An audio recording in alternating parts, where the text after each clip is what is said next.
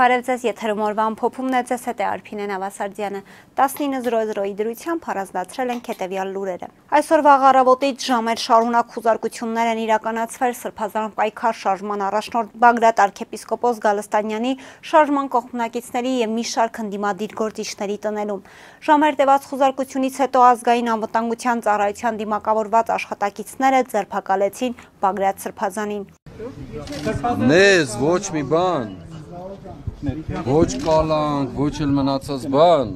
մեր այս ճանապարհից կարող է դուրս բերել։ Չարիք լավ լսի։ Ինչ էլ որ սարքել ունես, ինչ էլ որ ուզում ես անել, քեզ շատ քիչ ժամանակ է մնացել։ Դիմացի կգանք։ Ավելի ուշ հայտնի դարձավ, որ Սրբազանին մեղադրանք է առաջադրվել ահաբեկչությունը իշխանության յուրացման հոդվածներով։ Մինչև Բագրատ Սրբազանին ձերբակալելը քննչական կոմիտեն այսօրվա առավոտյան հայտարարություն տարածեց պնդելով, թե Սրբազան պայքարի շարժման մասնակիցները եւ ղեկավարները պլանավորել էին Հայաստանում իրականացնել ահաբեկչական եւ իշխանությունը զավթելուն ուղղված գործողություններ։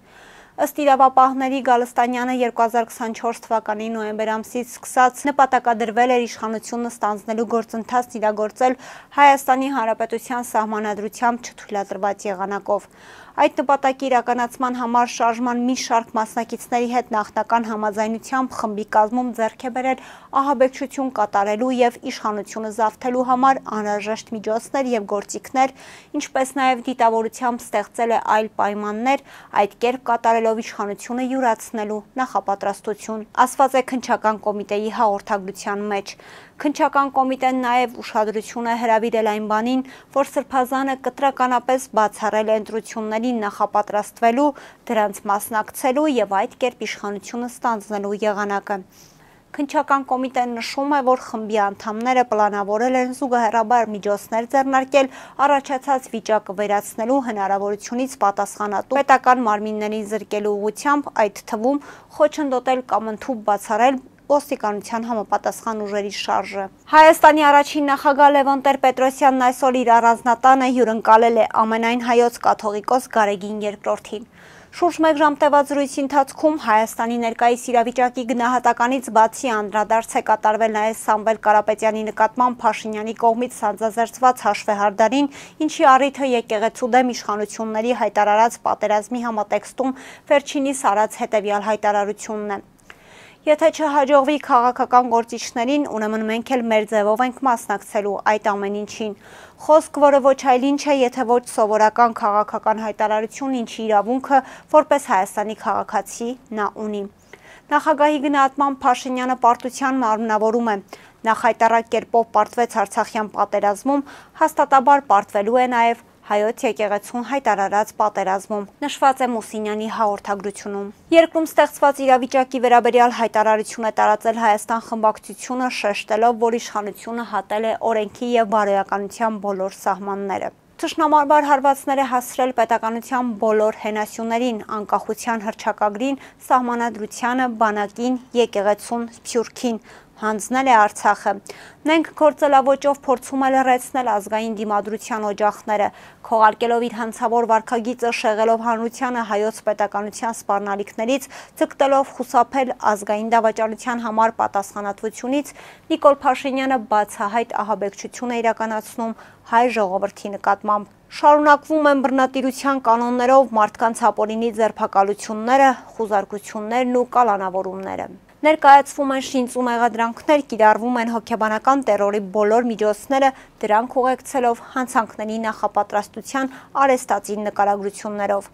Ազգային ընդդիմադիր գործիչներին, նրանց աջակիցներին վերագրվող արարքները չարիքի իշխանությունը կարող է տարածել Հայաստանի Հանրապետության եւ աշխարհասփյուր հայության հայրենիքով մտահոգ յուրաքանչյուր անդամի նկատմամբ։ Նման պայմաններում հայ ժողովրդի բոլոր արժանապատիվ զավակների պարտքն է միավորվել եւ կանխել հայոց պետականության գլխավոր սպառնալիքի Հայաստանի գործող իշխանության հետագա գործողությունները,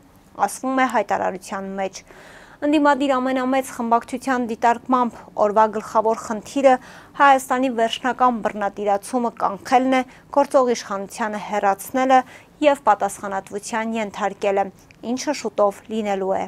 Սուրեն Պապիկյանը զինված ուժերի գլխավոր շտաբի պետ Էդվարդ Ասլյանի եւ Վարմավիրի մարզպետ Արգիշտի Մխայկյանի ուղեկցությամբ հայցելել է Հայաստանի Հանրապետության զինված ուժերի ուսումնական կենտրոններից մեկը, ծանոթացել ընթացող շինարարական լայնածավալ աշխատանքներին։ Այս մասին հայտնում են Պաշտպանության նախարարությունից։ Պապիկյանն այցելել է նաև մոդուլային տիպի զորամասերից մեկի շինհրապարակ։ Նա տեղում հետևել է ավարտական փուլում գտնվող շինարարական աշխատանքներին, շրջել տարածքում եւ ծանոթացել մոդուլային կացարաններին ձեռած հնարավորություններին ու կենցաղային պայմաններին։ Այցի ավարտին Պապիկյանը դիմելով համապատասխան ստորաբաժանումների ղեկավարներին եւ շինարարական կազմակերպությունների ներկայացուցիչներին ընդգծել է աշխատանքները սահմանված ժամկետում եւ որակով ավարտելու կարեւորությունը, խստորեն պահպանելով շինարարական նորմերը։ Ռուսաստանը շահագրգռված է Հայաստանում կայունության եւ օրինականության պահպանմամբ։ Այս մասին հայտարարել է Ռուսաստանի Դաշնության նախագահի խոսնակ Դմիտրի Պեսկովը, պատասխանելով Հայաստանում հեղաշրջման պլանավորման մասին իշխանությունների պնդումների վերաբերյալ լրագրողների հարցերին։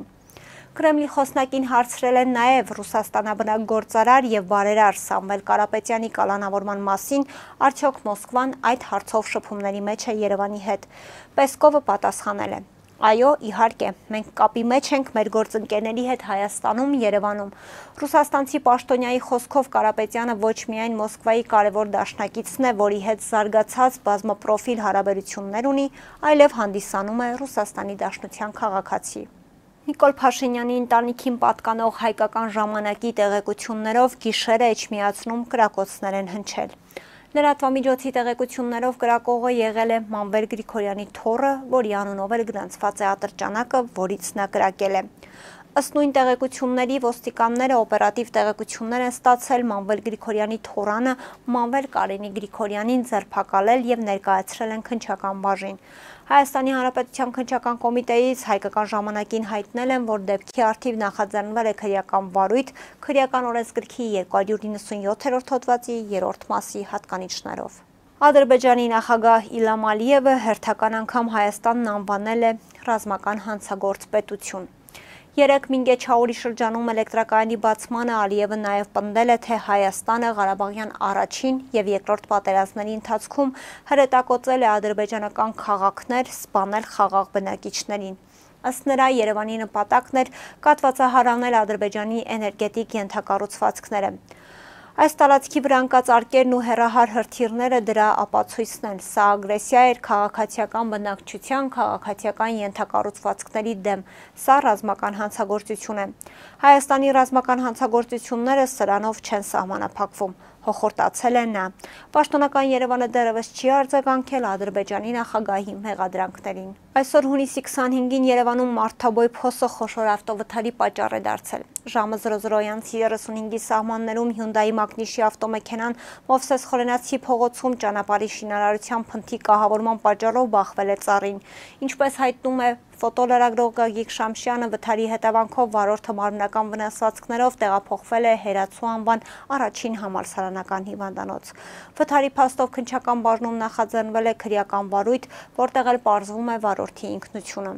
Ֆոտոլրագրողը հայտնում է, որ վթարի պատճառներից մեկը եղել է այն, որ ճանապարհը կառուցողները կամ մարդաբոյ փոսի հեղինակները աշխատանքը կատարել են փնթի, նույնիսկ բացակայել են հատուկ լուսային փարոսիկներն ու ժապավենները, ինչը հնարավորություն կտար վարորդին նկատել, որ նշված հատվածում կա ճանապարհի խոչընդոտ եւ տեղի չէր ունենա վթարը։ Շամշյան-Քոմի փոխանցմամբ հունիսի 24-ին ողբերգական դեպք է տեղի ունեցել Լոռու մարզում ժամը 15:30-ի սահմաններում ոստիկանության գլխավոր վարչության Տարոնի բաժնում օպերատիվ տեղեկություն է ստացվել, որ Վանաձոր քաղաքի Տիգրան Մեծ փողոցի 21 շենքի բակում կնոջ դիկա։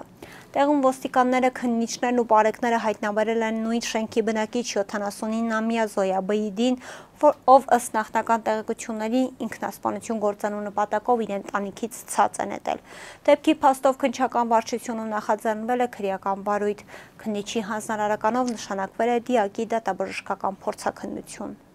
Կհանդիպենք վաղը, առողջ եղեք։